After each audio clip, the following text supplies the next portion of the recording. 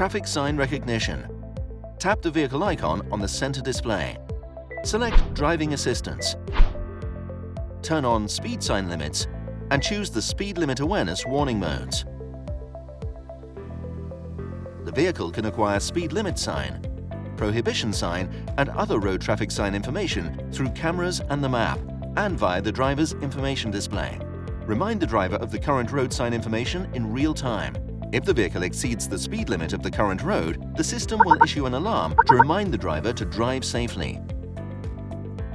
There are some limitations on traffic sign recognition. In the following cases, the use of traffic sign recognition may be affected, resulting in miss or failed identification. Traffic sign recognition is designed to remind you of any current road regulations, help you maintain a legal speed, and observe local traffic restrictions.